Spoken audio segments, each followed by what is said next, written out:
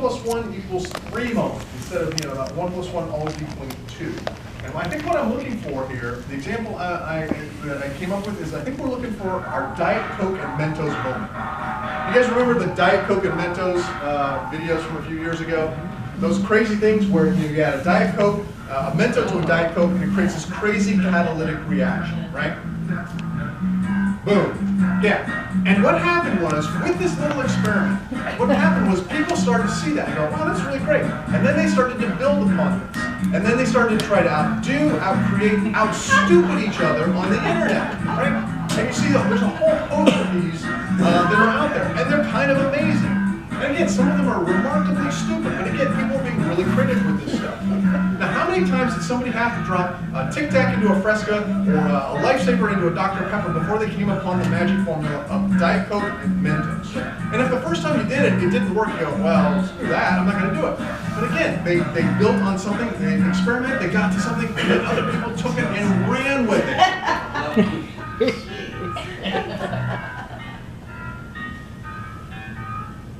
Yeah, this is pretty amazing. So again, 1 plus 1 not equaling 2, 1 plus 1 equals 3, or maybe even something like this, 1 plus 1 equals 10. And what you're looking for is this.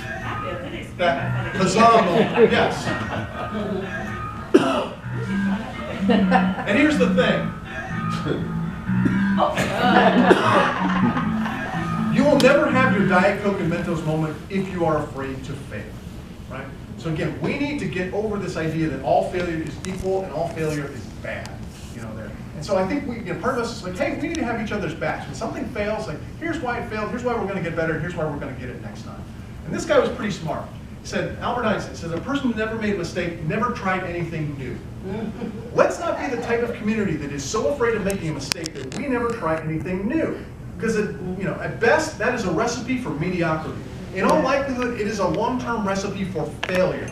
Because other communities are going to try something, they're going to figure it out, and then once they do, they're going to build on that, and boom, and they're going to rapidly outpace us if we do. We're settling for merely incremental improvement there as well. So again, let's create some room for us as leaders to experiment. And let's have each other's backs when we do. When it doesn't go quite right, okay, we'll own it, we're going to get better. There. And that part of that is going to require a little bit of courage on our part as well, because again, it's easy for the outsider to, what they say, piss into the tent there as well. So yeah, we need to own, our failures, especially our competent failures, because again, we learn a lot from competent failure. How are we doing time-wise? Yeah, 11:25. I'm going to keep going. Okay. All right. So. Do folks need a break, or we? Well, we're going to have lunch at noon, right? Yeah. Can we carry on for another 20 minutes? I promise you I'll be entertaining. All right, let's do this. Let's rethink small. There. I know we've got lots of big boards on the wall, we got lots of big projects on the thing, but there's a lot of value in small. There. The thing is, we have prioritized and we've almost privileged the idea of bigger, bigger, bigger, right? That somehow bigger is better. You hear this all the time, go big or go home. It's kind of baked into sort of our identity as Americans. We think big, we act big, we're a big nation. I get that. There's a lot of pride that goes with thinking big there as well. But in our almost preoccupation with big, oftentimes I think we lose sight of sometimes the important stuff, the small things that actually do matter. And I blame this guy in part for this. This is Daniel Burnham. And those of you who have a planning background are probably familiar with him. He's most responsible for the Chicago World's Fair in the late late 1800s there. He's an architect, he's a developer, planner. But he's known for this quote. He says, make no little plans, they have no magic to stir men's blood. Make big plans, aim high, and hope and work. Okay, but again, this is part of that ethos that we've created around this American idea of going big. But again, in doing that, we lose sight sometimes of the small thing and the value of the small thing. And there is something to be said for solving the problems that are closest to us. Now, I started this conversation this morning about potholes, right? And we all kind of laughed about that. Yeah, but you know what? The thing about potholes really bug us, right? That we feel somehow incredibly aggrieved by those potholes. Yes, climate change is a huge, big existential threat to all of us. But that damn pothole pisses me off to no end, right? Because it's immediate. It's the thing I hit in my driveway, on my way to work. It is there, right? So sometimes solving those problems that are closest to us do have an impact on us, the way we feel about it. No one's ever going to love you for fixing the pothole, right? But again, the problems closest to us are oftentimes relatively small. And small problems, we know how to fix small problems. Now, solving the small problem, I think there's a lot of value to that. And I think, again, we've somehow prioritized the big problem over all of that, because again, it's a big problem. And so, there's a lesson. The lesson comes from the Karate Kid. I'm not talking about Will Smith's Kid's remake of it. I'm talking about the original, old school Karate Kid, as it were. Remember Mr. Miyagi, right? Now, for my money, The Karate Kid is one of the best martial arts movies ever made. And it's not because of the fighting or anything like that. No, Bruce Lee owns that stuff hands down. But in terms of its spirit, and what it's actually trying to teach us, The Karate Kid is absolutely brilliant. And Mr. Miyagi was actually the, sort of the sensei we all wished we had. And you remember his the central problem of this is that Daniel was getting beat up by the Cobra Kai kids, right? And so in order to prevent that from happening, they agreed that they'll fight it at the tournament, right? So basically, Mr. Miyagi has 6 weeks to teach Daniel enough karate so that he doesn't get destroyed in the All Valley Team Karate Championship, right? And how does he do it? Remember this? Wax on, wax off. Paint fence, sand the floor, right? Okay. What he was doing, the way he actually taught Daniel was actually the small thing. This was a block, right? This was another block.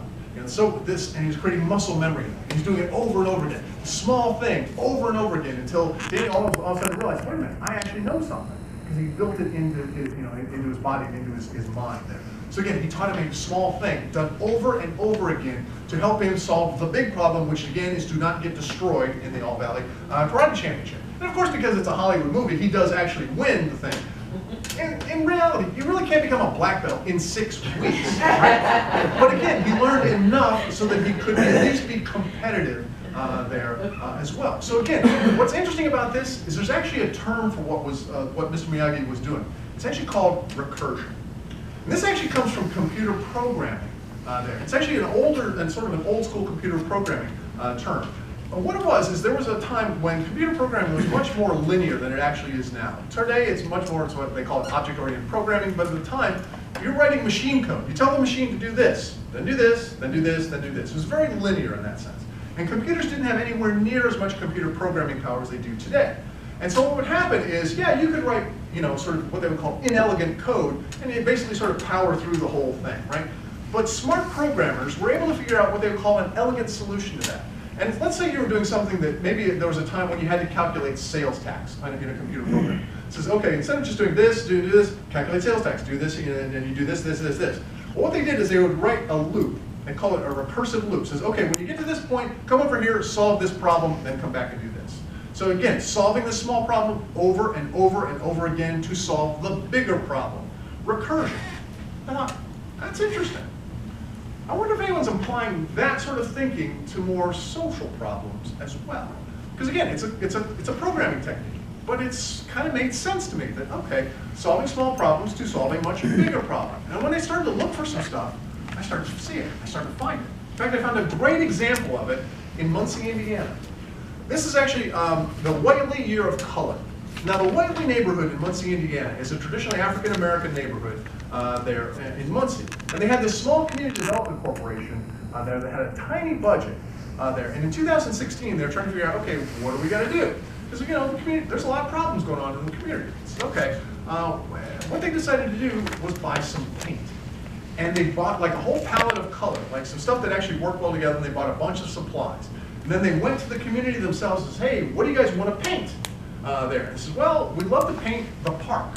McCulloch Park is actually the biggest park in Muncie, Indiana, and it's sort of the central identifying feature of the Whiteley neighborhood. So the first thing they actually did is they went in and they painted the park, and they worked with the Parks Department to do that. So then they painted stuff like the playground equipment, they painted the benches, the picnic tables, they painted the buildings. This is great, what else can we paint? Okay, let's go paint our door, let's go paint our mailbox, our stoop, the curb, all this kind of stuff. And so the whole neighborhood starts to take on bits of this color over time.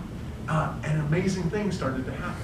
Crime goes down, not only in the park, but in the neighborhood as a whole. It starts in the park, because the park looked better. And because it looked better, people were more inclined to look at it. Because, it looked better, people were more inclined to use it. And when they started to use it, they were good. That good activity was driving away the bad activity. And because people got together and they painted this stuff together, they got to know each other, and they started to feel better and more and proud about their houses. As well, now that I painted that door, I really should fix that window. And they got together and they helped each other, and they created more social capital and interaction with this. $6,000. If I said to you, hey, we got $6,000 to make the neighborhood, to solve some of these big problems like crime, you go, can't do it. There's no way. Like $6,000, that's like overtime for one police officer for a quarter. That's one wheel on a police cruiser, or it's half the training for a police dog or something like that. We can't do it. But what if you could, right? Maybe, again, if we look, instead of looking at the big problem, and again, I get why, big problems exist, but the thing is, a lot of times, what people who point out the big problem, they want to sell you a big solution to that. The IBM Smart Cities thing. It's actually, it's a very astute, right? What IBM recognizes, like cities have all of this data, all this stuff there that doesn't, these systems that don't talk to each other. It says, you have a problem, we can help. And it's going to cost, there's all kinds of software and hardware and consulting services. It's going to be really expensive. Okay, so again, they have a big solution to what they have created as the big problem. I believe that our big problems can actually be, a lot of times our biggest problems are lots of little problems that are kind of stacked together. And by finding stuff like this, we have an opportunity to change things for the better. Absolutely. And here's a good example. The plastic straw ban, right? You guys have seen this? Some people think it's kind of ridiculous. So So apparently what happens is, those plastic straws that we get at McDonald's and Starbucks and all this stuff, they all go into a landfill, and they last for decades, right? And then they end up in the water system, all kinds of stuff, right? So there's a pretty big environmental load created by that. It's not just one straw; it's millions of straws every day, right? So what happened is this movement starts to happen around banning the plastic straw, and it becomes kind of famous because there's a picture of a sea turtle with a straw stuck up its nose. Most of you probably have seen that, and it's like it captured people's imaginations. Says, wait a minute, we need to do something about this. And so you're starting to see communities adopt the plastic straw ban. What's the status of plastic straws here in Newport News? Voluntary, people are sort of doing it? Okay. What's interesting is in St. Petersburg, where I live, the city council last year actually formally adopted a resolution to ban the plastic straw by 2020. So there's a period of time to phase that out. Now, what was interesting is that they got a bit of blowback from people in the city. Say, seriously, we're doing this? We have some serious problems. You guys are focused on this plastic straw thing? He says, no, wait a minute. Here's the thing. We can do more. Yes, the city has big problems. We also have big problems. But we can focus on more than one thing at a time, right? And if you always are focused on solving the biggest, most exigent problem, then you will never get to solving the small stuff, because there's always going to be some other big problem. And those who simply want to point out and says, hey, we should be focused on this kind of stuff, it's like, of course we're focused on the big problems. We're working towards that. But you know what?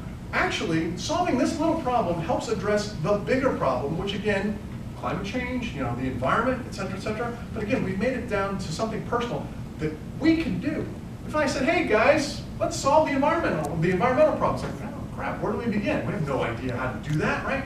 But if we make it as simple as say, hey, quit asking for the plastic straw, or get one of those permanent straw, the reusable one that you can use. Or you notice Starbucks now has the sip cup there as well. It doesn't even offer a straw in a lot of places now as well. I travel around a lot. I see a lot of Starbucks there. So yeah, these things are starting to change.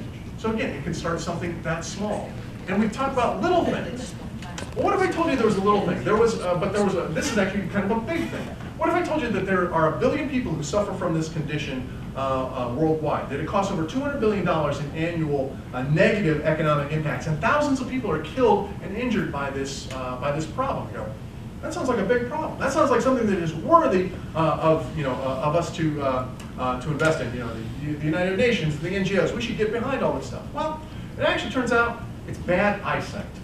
Bad eyesight. 1 billion people there. And you go, well, that's not really that's not really a serious problem. We've got global epidemics. We've got AIDS and HIV. We've got global hunger, all this other kind of stuff. It's like, no, but it turns out that the bad eyesight is actually kind of a big deal. Because think about it. There's a huge sort of cascade effect around that. If a kid can't read very well, can't read his screen, or can't read the blackboard, they're going to fall behind in education, which is going to impact them their entire life. Adults who can't read or who can't see their keyboard or the work that they're doing are going to be less productive. Seniors can't read the labels on their prescriptions, are more likely to not take their medications or not take them properly. So this has a huge cascade effect down the line. right? But again, on a global level, apparently in 2015, which was the last data point I found, on a global level, we spent a combined $37 million on eyeglasses for people around the world, which equates to about 3 cents per person suffering from this condition. That's kind of ridiculous. And actually the head of Essilor, the French eyeglass company, sort of challenged Bill Gates and the Bill Gates Foundation around this idea, because the Gates Foundation has taken on some really big problems around that. And they brought this to their attention. And the Gates Foundation, they said, well, we have other priorities. Well, okay, I get it. Again, it's taking on some really big, important stuff. Here's the thing, though. I get that maybe solving eyeglasses is not the sexy solution. But the thing is we know how to do this. We've been making eyeglasses for centuries. And again, somehow we have privileged the idea of solving big problems with big solutions above the natural things. Like, we can fix this. We can fix this tomorrow with just a little bit more effort, there. And again, something that simple. So again, I don't think you guys should be afraid of solving something in a really simple, almost like, really? That's it? The garden solution. I pointed that out, we all kind of smiled, and go, yeah, that's kind of cool. But it turns out there's a lot of value in that. I think even beyond the obvious, like, hey, that's cool, we did that. No, we can actually solve these small problems and actually do this in a really meaningful sort of way. And I think along those lines, I could finish this bit up after lunch. Are folks exhausted by me talking this fast? Yeah, it's probably time for a break. Let's take a break. Yeah. We're going to come back. We're going to talk about infrastructure because this will be a nice sort of way to lead into a conversation, a bigger conversation about this one. All right. And so, what's the deal about lunch? The plans for lunch.